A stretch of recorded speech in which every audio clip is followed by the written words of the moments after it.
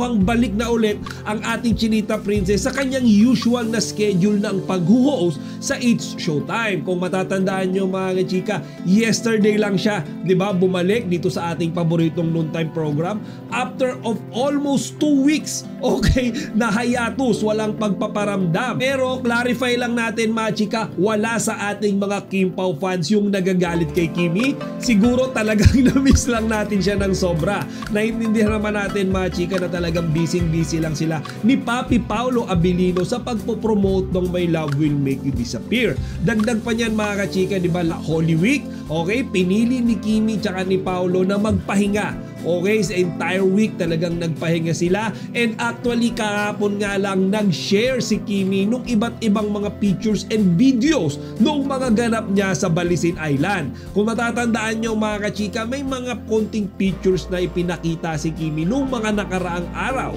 pero kahapon tsaka ngayon mga kachika, mas dumami. Okay, so meron tayong nakitang video na isinare ni Kimi sa kanyang Instagram account kung saan makita natin siya na nakahiga sa beach. Okay, so napakaganda ng view mga kachika, and definitely this was taken in Balisin Island. So yan nga mga kachika yung sinasabi ni Kimi na social media fasting siya, or she also calls it social media detox. Okay, kung saan isinelebrate niya dyan yung birthday niya mga kachika peacefully. Okay, walang kahit anong klaseng post. Actually dyan nga sa video na yan, kung mapapanood nyo, parang nagsimula yan sa parang sobrang ingay na background music. Then suddenly, biglang nawala yung music, which I think mga kachika, for me signifies na syempre si Kimi sa social media, sobrang ingay, sobrang daming toxicity, sobrang daming kwentuhan, usapan, and then suddenly nung siya nga ay nag-detox, okay, nung siya ay nag-fasting sa social media, na-attain niya mga kachika yung peaceful state of mind. Kaya nga like what I said earlier mga chika, wala namang nagagalit sa atin kay Kimi nung pinili niya na walang paramdam, okay, sa ating lahat for this past week. Okay, siguro mga nagsishare lang ng mga videos and pictures niya, mga friends niya mga chika, pero siya completely wala. Okay, and then speaking of friends mga chika, alam nyo ba na si Melay Cantiveros ay may isinare na isang nakakatuwang video about kay Kimi. Pero liwanagin lang natin mga kachika na hindi exactly ang ating Chinita Princess yung tampok sa video na yan ni Melay, but yung isang bangkero sa Puerto Galera. Okay, so mga chika, napanood ko to kanina lang and tuwang-tuwa ako. Okay, so this is a fisherman, I think, sa bangka niya, kung saan kapuna-puna, okay, na yung pangalan ng bangka niya mga kachika is Kim Chu. Okay, so hindi ko sure mga kachika kung siya ba ay mangingisda. Posible rin mga kachika na siya ay tourist guide or ginagamit yung bangka niya sa pamamasyal sa dagat, di ba, ng mga turista. Pero nakakatawa mga kachika kasi bukod dun sa pangalan ni Kim Chu sa bangka niya, okay, meron pang picture dun si Kimi. Akala ko noong una si Paolo Abilino yon, pero if you look closely, actually napansin din niya ni Melay, kung saan makikita nyo yung picture, yung kasama ni Kimi ay si Kuya Bangkero. So mga chika, ang tindi ng effort ni Kuya, di ba? Kumbaga, inilagay niya na nga dun yung picture ni Kimi, inedit niya pa mga kachika para makatabi niya. So mga kachika, panigurado kapag nakakita ni Paolo yan, magsiselos yon. So mga kachika, nakakatuwa yung effort ni Kuya, di ba? Yung bangka niya, pinaganda niya, nilagyan niya ng picture ni Kimi kasama siya, and then mga chika, yung pangalan ng bangka niya is Kim Chu. Okay, literally Kim Chu yung nakatatak sa bangka niya. Pero hindi pa dyan natatapos mga kachika, kasi alam nyo ba, nabuko dun sa bangka yung mismong life jacket, okay, doon sa bangka ni Kuya. Kim Chu rin yung nakatatak. So mga kachika, talagang avid fan siya ng ating Chinita Princess, and nakakatuwa, di ba? Kumbaga madalas napapansin natin ng mga fans ni Kimi dito lagi sa Metro Manila, or madalas yung mga fans niya na nakikita natin nasa social media, di ba? Yung mga nagpapapicture with Kimi, pero look at this simple guy. Diba, isipin nyo, nasa laot, nasa dagat, diba? And then, yung simpleng way para ipakita yung pagiging fan niya, of Kimi or yung pagsuporta niya kay Kimi is yung pangalan mismo ni Kimi inilagay niya sa bangka niya. Okay, nilagay niya yung picture ni Kimi sa bangka niya, and yung life jacket, mga kachika, nandun din yung pangalan ni Kim Chiu. So mga chika, bilib na bilib ako. Actually, marami akong fans ni Kimi na nakikita online, pero this one is the best. Bakit? Kasi itong si Kuya, mga kachika, mukhang hindi naman siya nag-flex sa social media nitong bangka niya eh. Kumbaga technically, hindi makakaabot yan kay Kimi kung hindi ipinost ni Melay. Diba? So mga kachika, sipin nyo, swerte lang talaga, no, na si Kuya na-i-post or natutukan ng camera ni Melay. Kaya panigurado ma-appreciate ito ni Kimi kasi nandun na to ngayon sa kanyang Instagram account. And then pahabol update tayo about kay Kimi, mga kachika. If you could still recall, last Monday lang ay absent sa It's Showtime. So marami yung nagtatanong, nasaan nga ba si Kimi that day? And then nag-post siya, diba? Isinare niya na mukhang meron siyang bagong product. Okay, meron siyang bagong endorsement.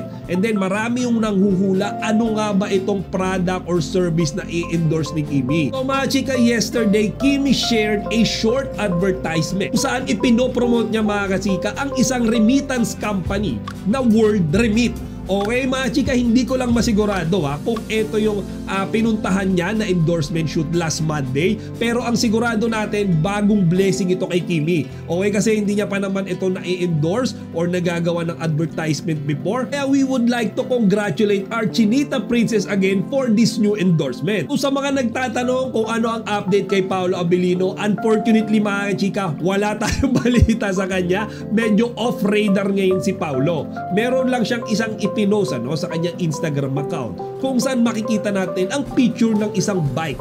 Not actually yung buong bike, mga chika. Doon lang sa bandang mga gears ng bike at meron doon parang isang blue color. Siguro mga chika, nag-upgrade si Paolo, okay, nung kanyang bike. Meron ding nagsasabi, mga chika, mukhang may panibagong bike activity. Kasi kahapon lang daw, mga chika, si Alden yung nag-post sa kanyang Instagram account kung saan hawak-hawak nito yung bike niya. Okay, and then nag-comment daw doon si Paolo Abilino ng let's go. Ang maraming assumption ngayon, mga chika, na mukhang may nilulutong panibagong bike ride adventure si Paolo Abilino kasama si Alden Richard. Before we completely end this video, mga chika, gusto ko lang i-share sa inyo itong nabasa kong nakakairitang post na nabasa ko sa social media. And this is against Kim Pao. Okay, so hindi ko na patatagalin, mga chika, babasahin ko sa inyo yung post and then I'll let you decide kung ano ba yung masasabi nyo rito. Okay, so ang sabi, Kim Chiu at Paolo Abilino pagod na.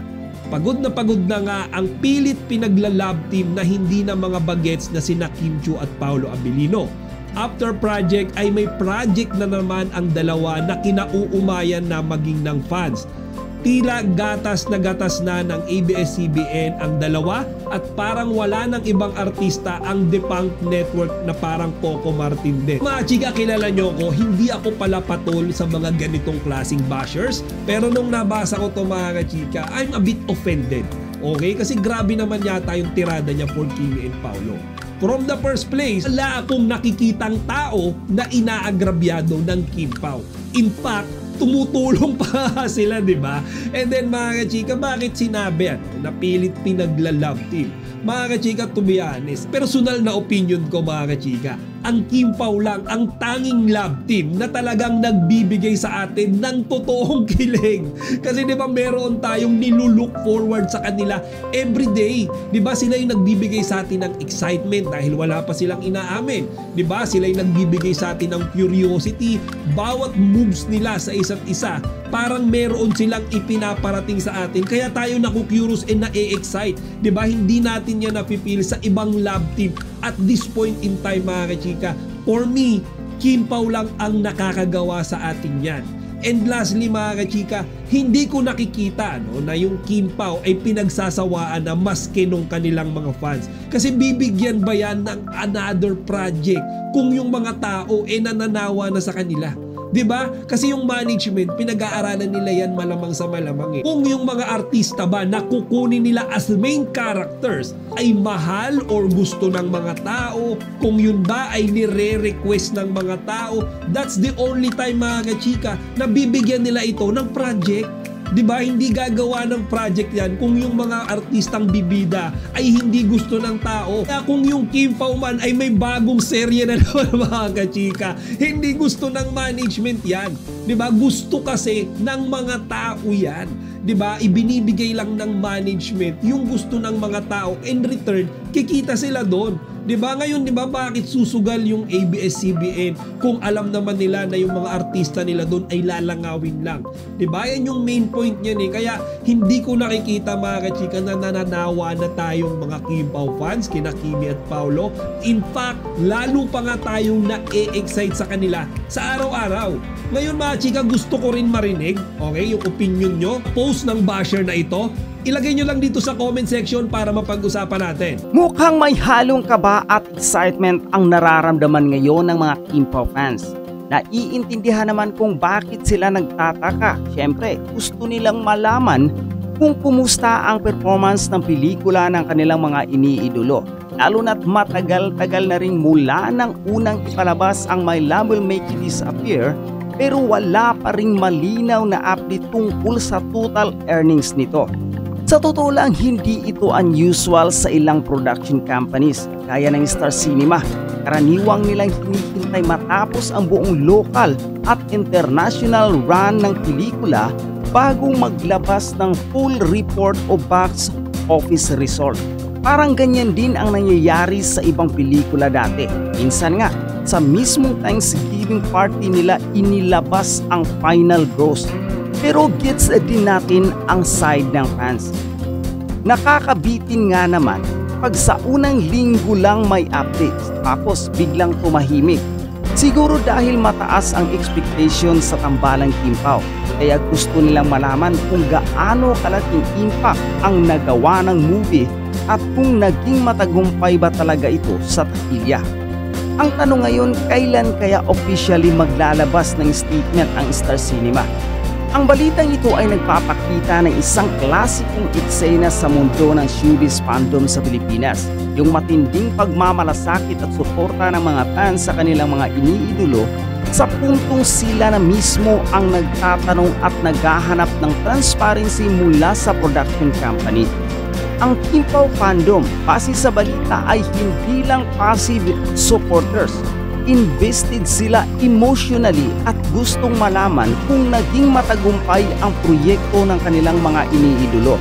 Yung ganitong level ng involvement ay malaking bagay sa industriya dahil fans like them are the ones who drive ticket sales and online buzz. Isa sa mga hinaing nila ay ang hindi pagbibigay ng regular update ng Star Cinema tungkol sa kita ng pelikula.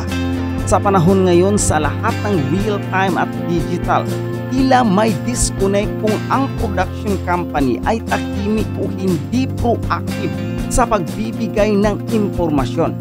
Naiintindihan na may strategy minsan ang delay sa announcement, pero nagiging fertile ground ito para sa spekulasyon at doubt. May posibilidad na bahagi ito ng marketing strategy. Baka may plano ang Star Cinema na sabay-sabay i-release ang mga figures after international screenings. Pero kung hindi kumita ang pelikula sa inaasahang level, maaring delay din ito ay uri ng damage control. Hintayin munang humupa ang hype bago ibigay ang totoong figures. Pinakita rin ng isyong ito ang realidad sa industriya na hindi lahat ng proyekto kahit may big stars ay guaranteed blockbuster at minsan kailangan ng tamang timing, tamang marketing at may tamang audience reception.